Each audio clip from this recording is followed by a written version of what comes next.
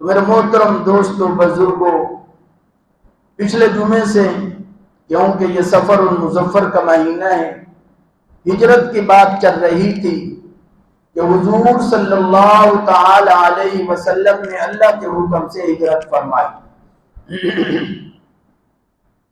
ہر نبی جب بھی اپنا مقام چھوڑتا ہے تو اللہ کے حکم سے چھوڑتا ہے، بغیر حکم سے ایک نبی نے بغیر حکم سے اپنا علاقہ چھوڑا تو اللہ تبارک و تعالی نے 40 دن تک عذاب نازل کیا، 40 دن روتے رہے، اور وہ ہیں حضرت یونس علیہ السلام۔ اللہ نے فرمایا کہ یونس ان کو کہہ دیجئے کہ ان قریب عذاب آ جائے گا، بس بات یہ ہوئی تھی۔ تو حضرت یونس اتنے آبدیدہ ہو چکے تھے، اتنے پریشان قوم نے کر دیا تھا۔ میں نے پچھلے جمعے بھی عرض کی ہے کہ جب بھی آپ حق بات کریں گے تو حق بات پہ تکلیفیں آئیں گی، وہ کوئی کرے، وہ علاقے کا بڑا کرے، وہ مسجد کا مولوی کرے، وہ امیر کرے، غریب کرے، چھوٹا کرے، بڑا کرے، جس نے بھی حق بات کہی ہے وہ انتظار کرے کہ حق بات کرنے کے بعد تکلیف آئے گی، وہ انتظار میں رہے۔ ہاں، یہ نہیں ہو سکتا کہ حق بات بھی کہے اور پھر تکلیف نہ آئے، یہ قانون نہیں۔ اب نبیوں کی لسٹیں اٹھا کے دیکھ لیں کہ جس نبی نے حق کی بات کی اسی نبی کو تکلیفیں آئیں۔ نبی سے بڑا تو کوئی دنیا کائنات کے اندر بشر ہے ہی نہیں۔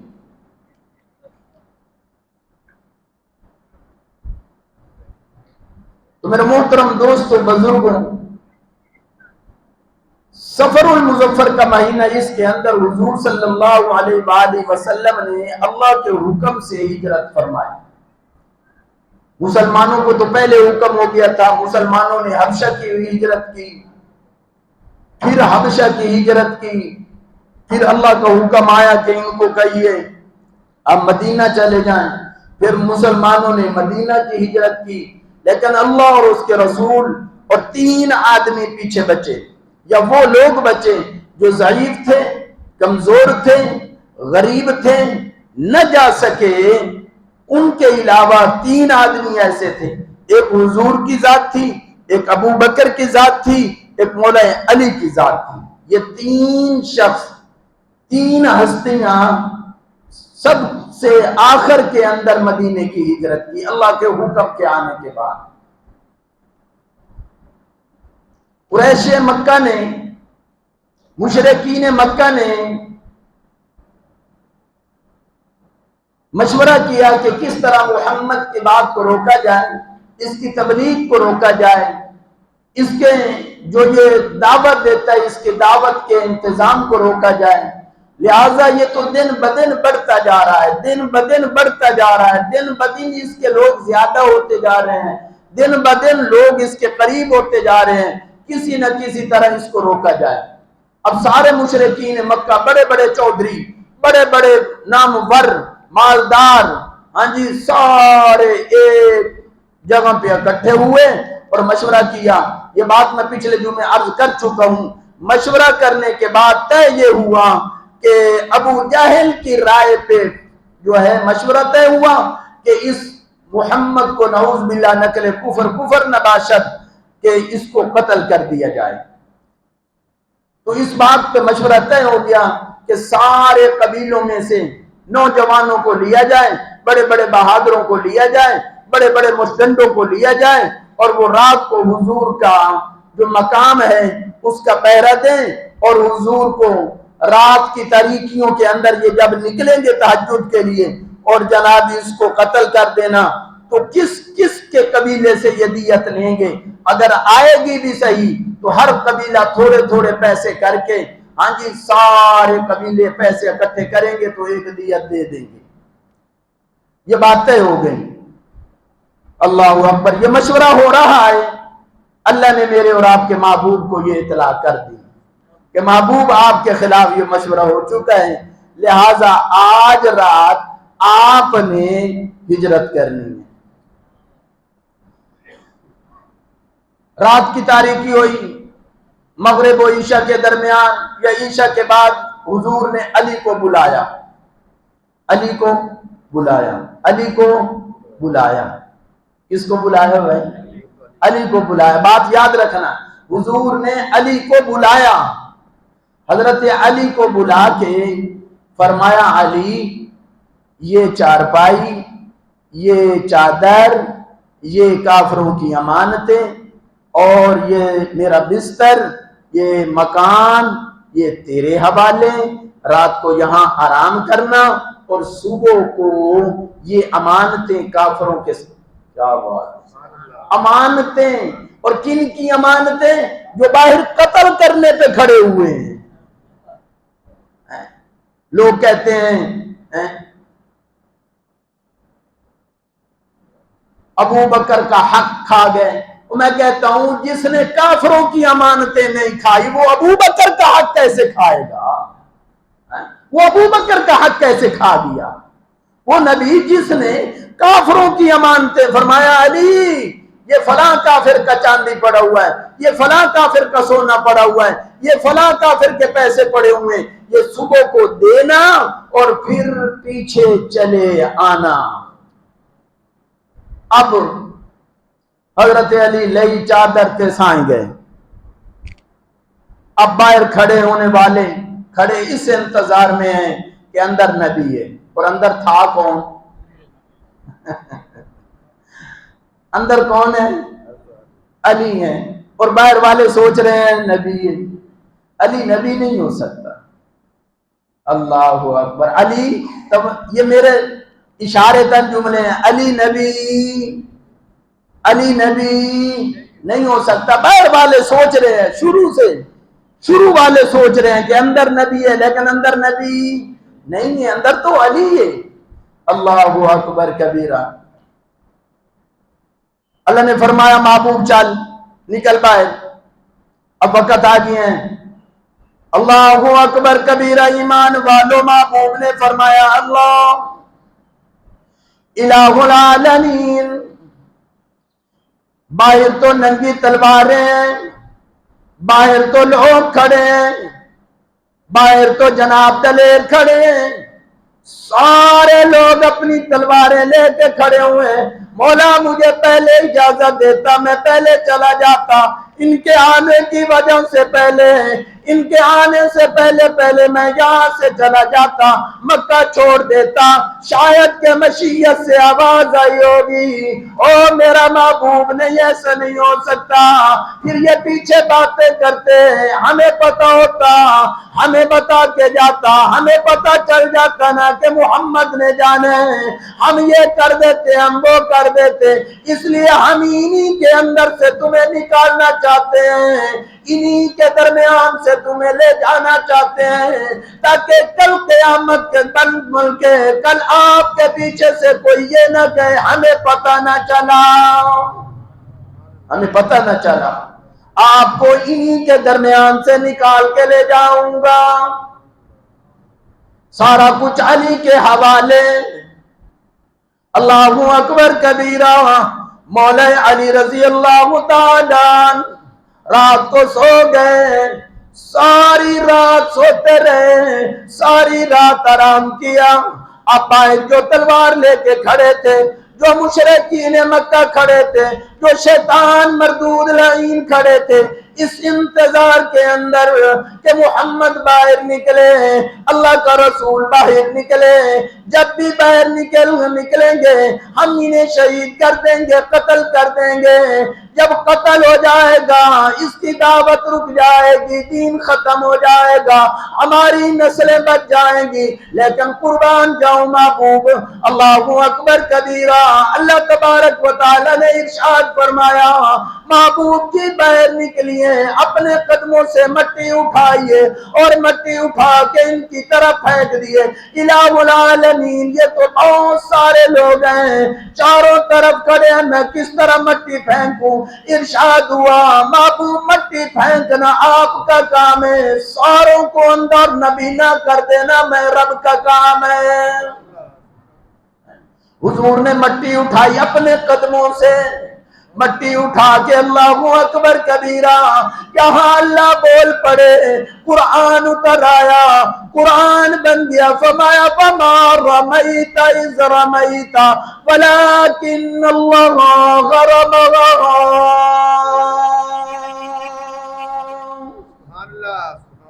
وما رمیت اذ رمیت ولکن اللہ رمی۔ محبوب یہ تو نے نہیں پھینکا، یہ ہم نے پھینکا ہے۔ محبوب اللہ اکبر، حضور نے مٹی اٹھائی اور مٹی اٹھا کے پھینک دی اور آیت تلاوت کی وجعلنا من بین ایدیہم سدا ومن خلفہم سدا فاغشیناہم فہم لا یبصرون۔ سارے اندھے ہو گئے، ایک دوسروں کو کہنے لگے تو نے مٹی پھینکی ہے، میری آنکھوں میں مٹی چلی گئی، تلواریں چھوٹ گئی، ایک دوسروں سے لڑنے لگ گئے، ایک دوسروں سے لڑ رہے ہیں۔ تھوڑی دیر کے بعد ابو جہل آیا، اس نے دیکھا یہ خود ہی لڑ رہے ہیں، اور کہا کہ تم خیر ہے، تم خود ہی لڑ رہے ہو، اندر کا پتہ کیا اندر کیا بنا۔ اللہ اکبر کبیرہ، انہیں کو سبالا، فرمایا فلاں نے مٹی ڈالی، فلاں نے مٹی ڈالی، لیکن ایمان والوں اللہ کا قرآن کہتا ہے وَمَا رَمَيْتَ إِذْ رَمَيْتَ وَلَكِنَّ اللَّهَ رَمَى۔ یہ مٹی تو اللہ نے ڈلوائی۔ حضور چلے، جب فجر ہوئی، اذان ہوئی، انہوں نے دیواریں پھیلانگی، اندر گئے، دیکھا کہ چارپائی پہ نبی نہیں ہے بلکہ علی ہے، نبی نہیں ہے بلکہ علی۔ علی کو اٹھایا، علی تو یہاں تو نبی تھا، تو کیسے؟ علی اللہ اکبر، نبی کہاں ہے؟ ہمارے وہ تو چلے گئے، ادھر گئے، جدھر جانا تھا، جدھر جانا تھا وہ تو چلے گئے۔ علی بتا تو صحیح ادھر گئے، فرمایا جدھر جانا تھا وہاں چلے گئے۔ اللہ اکبر کریم۔ اب علی سے پوچھ رہے ہیں کہ کدھر گئے؟ تھوڑی دیر گزری، ابو جہل کہنے لگا چلو ڈھونڈیں، توجہ رکھنا، اب باہر نکلے، اب مشرکین مکہ، ایمان والو توجہ فرماؤ، کہنے لگے چلو، میرا وجد کہتا ہے، میرا دل کہتا ہے، میرا دماغ کہتا ہے، عمر کے گھر نہ تشریف لے گئے، بلال کے حجرے پہ نہ گئے، حضرت عثمان کے گھر نہ گئے، اللہ اکبر، سلمان فارسی کے گھر نہ گئے، کسی اور صحابی کے پاس کوئی نہ گئے۔ ابو جہل کہنے لگا اگر نبی ملے گا، اگر نبی ادھر کوئی نہیں تو پھر ابو بکر کے گھر ہوگا۔ انہیں بھی پتا تھا کہ ابو بکر کا تعلق نبی سے ہے، نبی کا تعلق ابو بکر سے ہے۔ اس وقت کا کافر جانتا تھا کہ ابو بکر کا تعلق نبی سے ہے، نبی کا تعلق ابو بکر سے ہے۔ آج کا کافر نہیں جانتا، آج کا کافر نہیں مانتا کہ ابو بکر کا تعلق نبی سے ہے۔ اس وقت کا کافر بھی مانتا تھا، سیدھے ابو بکر کے نقش قدم پہ چلے، کہنے لگے وہ کھوجی بھی آنا نال نال، انہیں دیکھیا آئے سیدھے جاندے میں۔ اللہ اکبر کبیرہ، حضور ابو بکر کے دروازے پہ پہنچے، ابو بکر کو فرمایا تیار ہو جاؤ۔ اب ابو بکر تیار، کافی دنوں سے دو اونٹنیاں پالی ہوئی تھی، ایک اونٹنی محبوب کو عطا کی، حضور نے فرمایا میں ایسے نہیں لوں گا بلکہ قیمت سے خریدوں گا، میں کسی کا احسان نہیں اٹھانا چاہتا۔ اللہ اکبر، تاریخ والوں نے لکھے، کتاب والوں نے لکھے، محبوب نے اونٹی خریدی اور جناب چل پڑے۔ اب ابو بکر اور محبوب چلتے چلتے اس پہاڑ کے قریب پہنچے جہاں غار ثور ہے۔ اب سواری واپسی، اب حضور جا رہے ہیں، اب یہ تلاش کرنے والے نکلے ہوئے ہیں کہ کہیں گئے محمد کدھر ہے۔ ابو بکر کے دروازے پہ پہنچے، دستک دی، اندر سے ایک بچی نکلی جسے حضرت اسماء بنت ابو بکر کہتے ہیں۔ پوچھا آپ کا باپ کہاں ہے؟ فرمایا وہ تو چلے گئے ہیں کہیں۔ آپ کے نبی کہاں ہیں؟ فرمایا وہ بھی چلے گئے۔ کدھر گئے؟ فرمایا جدھر جانا تھا ادھر چلے گئے، جدھر جانا تھا ادھر چلے گئے۔ بیٹا بتا، لالچ دی ہوگی، بچی تھی، لالچ دی ہوگی، بیٹا پیسے دیں گے، بیٹا فلاں چیز دیں گے، بتا دے نبی کدھر ہے، بتا دے ابو بکر کدھر ہے، تیرا ابا کدھر ہے۔ اللہ اکبر کبیرہ۔ حضرت اسماء رضی اللہ تعالیٰ عنہ نے فرمایا ہوگا تم تو چھوٹے بہادر ہو، اور بھی مشرکین اکٹھے کرو، اور بہادر اکٹھے کرو، اور لوگ اکٹھے کرو، اور مکہ کے لوگوں کو لے آؤ، مجھ سے پوچھنا چاہیں اسماء نہیں بتائے گی کہ میرا ابو اور محمد کدھر ہے۔ اب یہ کھوجی بھی تھے، انہوں نے کھورا نکالنا شروع کر دیا۔ اب ابو بکر اور کھوجی ساتھ ساتھ ہے۔ اللہ اکبر کبیرہ۔ یہ مشرکین مکہ کھوج نکالتے ہوئے قدموں پہ ابو بکر کے قدموں کو دیکھتے کہنے لگے، ابو بکر کے قدموں پہ دیکھتے ہوئے چلتے جاؤ، چلتے جاؤ، چلتے جاؤ، ابو بکر کے قدموں پہ چلتے جاؤ۔ کہا ہم نے تلاش تو محمد کو کرنا ہے، ابو بکر کو تو نہیں، ابو بکر کو تو نہیں، ہم نے تو محمد کو تلاش کرنا ہے۔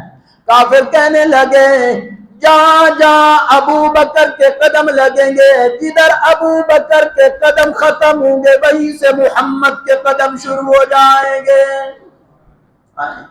ابو بکر فرمایا محمد کو تلاش کرنا چاہتے ہو، نبی کو تلاش کرنا چاہتے ہو، ابو بکر کو ڈھونڈ لو، نبی مل جائے گا۔ آج لوگ ابو بکر کو چھوڑ کے نبی تلاش کرنا چاہتے ہیں۔ میں کہتا ہوں اللہ کی قسم ہو لوگوں، ابو بکر کو چھوڑ کے نبی نہیں مل سکتا۔ ابو بکر کو تلاش کرنا پڑے گا، پہلے ابو بکر کے دروازے پہ آنا پڑے گا۔ سیدنا صدیق اکبر رضی اللہ تعالیٰ عنہ اب حضور کو رات کے پہر کے اندر، رات کی تاریکی کے اندر، رات کی تنہائیوں کے اندر سیدنا صدیق اکبر رضی اللہ تعالیٰ عنہ نے کندھوں پہ اٹھایا اور اٹھا کے وہ پہاڑی سفر چلنے لگے۔ کھوجی نکالتے آئے پورا، دیکھا یہاں دو آدمی ہیں، یہاں بھی دو آدمی چلتے نظر آئے۔ جب پہاڑ پہ چلنے لگے، راستے کے درمیان کے اندر ایک آدمی ہو گیا، بڑے پریشان ہوئے، کہنے لگے دوسرا آدمی کدھر گیا؟ ابو جہل کہنے لگا تمہیں نہیں پتا دوسرا آدمی ابو بکر کے کندھوں پہ ہے۔ حضرت ابو بکر نے محبوب کے اپنے کندھوں پہ اٹھایا۔ میرا وجہ ہے جب آدمی انسان کسی کو اٹھاتا ہے نا، جب کسی کو اٹھاتا ہے تو پاؤں سینے پہ ہوتے ہیں۔ بچے کو اٹھائے نا آدمی تو پاؤں سینے سے لگتے ہیں اور ہاتھ۔ اللہ اکبر۔ میں کیسے کہوں کہ ابو بکر خائن تھا، اور جس کا سینہ محمد کے قدموں میں ہو اور دماغ حضور کے ہاتھوں میں ہو، بھلا وہ خائن ہو سکتا ہے؟ ابو بکر کا دماغ محبوب کے ہاتھوں کے اندر، ابو بکر کا سینہ محبوب کے قدموں کے اندر، سارا وجود محبوب مدنی کریم صلی اللہ تعالی علیہ وآلہ وسلم کے قدموں کے اندر۔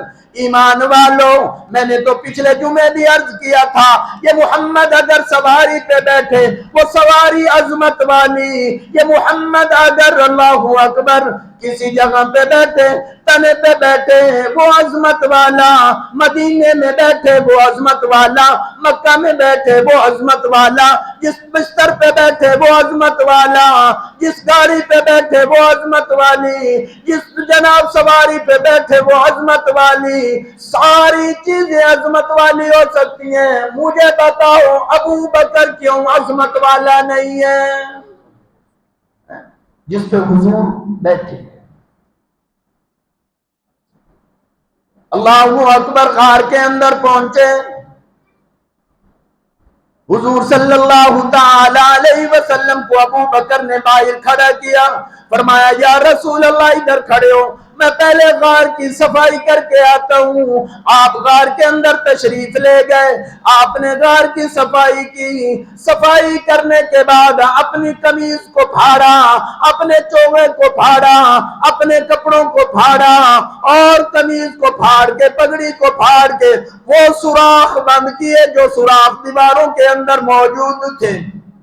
صفائی کرنے کے بعد ایک سوراخ بچا جس پہ حضرت ابو بکر نے اپنی ایڑی رکھی اور ایڑی رکھ کے آپ بیٹھ گئے۔ محبوب کو فرمایا آقا اب اندر تشریف لائیے، صفائی ہو گئی ہے۔ اب حضور اندر تشریف لے گئے غار کے اندر۔ اب حضور علیہ السلام بیٹھے، ابو بکر نے یوں پتھلا مارا ہوگا، حضور گود میں سوئے ہوئے ہیں، حضور گود میں سوئے ہوئے ہیں۔ اللہ اکبر کبیرہ، کتنی عظمت والا ابو بکر ہے، کتنی شان والا ابو بکر ہے۔ آج میں اس کو ولی کہوں جس کو خواب کے اندر محبوب کی زیارت ہو جائے۔ ہم کہتے ہیں جی یہ بڑا ولی ہے، تسی نہیں جان دے، انہوں حضور دی زیارت ہوئی ہے جی، یہ بہت بڑا اللہ کا ولی ہے۔ اس آدمی کو ولی مانتا ہے جس کو محبوب کی خواب میں زیارت ہوئی ہے، اور اس کو ولی نہیں مانتا جس نے 3 راتیں اور 3 دن محبوب کی زیارت کی ہے، گود میں سلا کے زیارت کی۔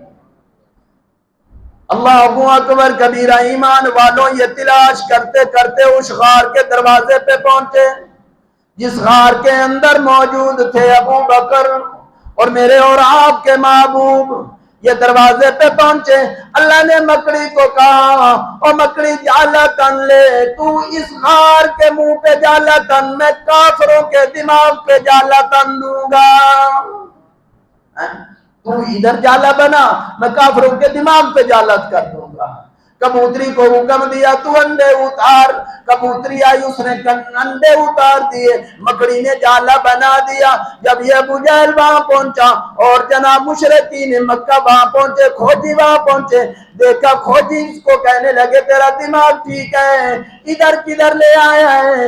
ادھر تو مکڑی نے جالا بنایا ہوا ہے، یہ پرانی غار لگتی ہے، کبوتری نے انڈے دیے ہوئے ہیں، یہ تو پرانی غار ہے، ادھر کیسے؟ اس نے کہا ادھر تک تو پاؤں آئے ہیں، ادھر تک تو کھرا آیا ہے، ادھر تک تو نشان آیا، آگے کا مجھے نہیں پتا، میرا بجٹ کہاں ہے؟ اللہ نے فرمایا ہوگا مکڑی تو ادھر جالا دان، ان کے دماغوں پہ جالا میں تان دوں گی۔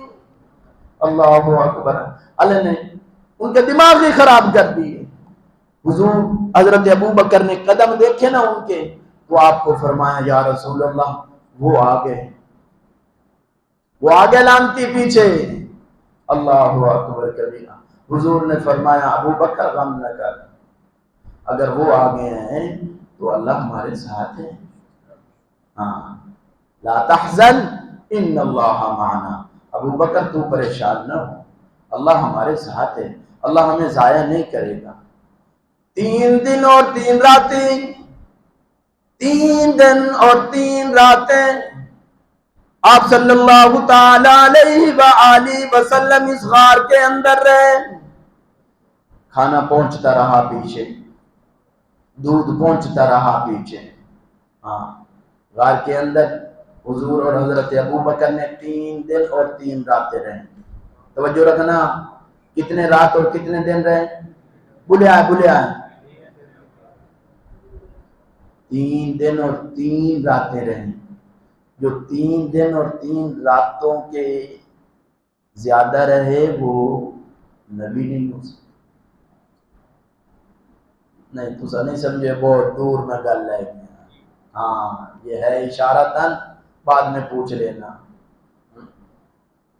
وہ کہتے ہیں ابھی تک ہمارا امام ہون پہنچ گئے، اسے ہون پہنچ گئے.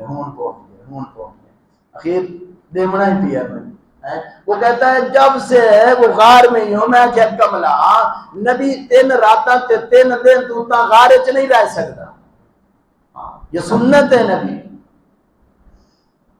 اللہ اکبر کبیرہ. حضور صلی اللہ تعالی علیہ وآلہ وسلم غار کے اندر موجود، ابو بکر بھی غار کے اندر موجود.